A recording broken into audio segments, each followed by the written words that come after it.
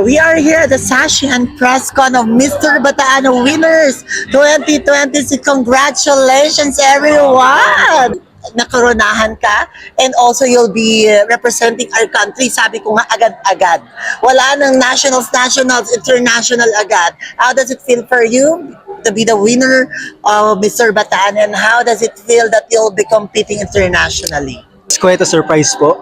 And of course, I feel honored. And I will take it as a responsibility. Being newly crowned as Mr. Bataan 2026 and immediately stepping into the world of international pageant is a surprise for me and a little bit of pressure.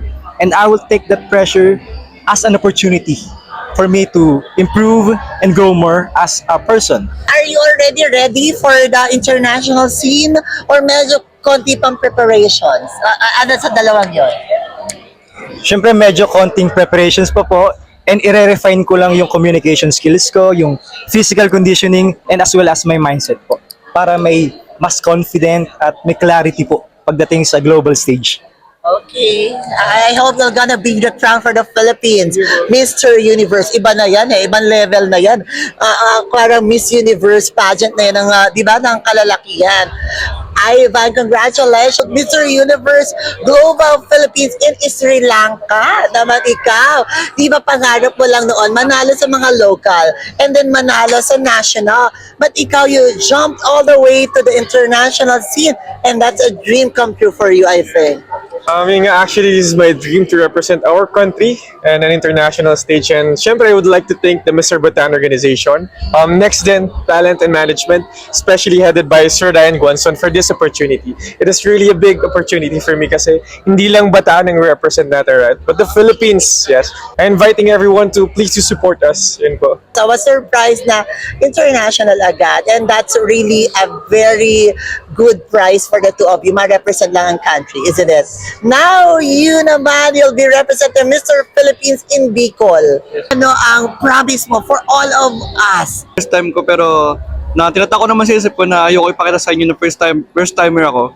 And sa lalaban ako sa Mr. Philippines, nire-ready ko sarili ko physically, mentally, and emotionally. Pinakilala na yung first batch of Great Man of the Universe kamakailan lang. So, you will be also be competing next year. No, Great Man is a different kind of pageant. Parang iba ang atake nito at inaabangan ng karamihan. Are you ready for that? O, hindi mo pa ba napapanood, pero assuming na mapanood mo na siya, are you ready for that challenge? I'm preparing myself in 5 aspects, emotionally, physically, and spiritually, and isa pa, physically, mentally, and yung isa nakalimutan mo, financially po. Then, I'm enhancing also myself po for me to fully give my 100% performance po sa next national pageant ko po. First time in the Philippines ang Mr. Icon Philippines, and the precious is all in you, Bataan. Kasi Bataan is the main organizer of Mr. Icon Philippines, and it's you gonna representing. So, do you think you're gonna bring the crown for Bataan? You're gonna bring it home? Yes, of course naman po. Kasi para po sa akin, it is an honor na mapili sa Mr. Icon. Lalong-lalo unang pageant ng Mr. Icon po sa Pilipinas na ngayon. Thank you so much, Sir Ryan Guanzon. Congratulations! And sabi nga nila, hindi susuko ang Bataan sa anumang laban.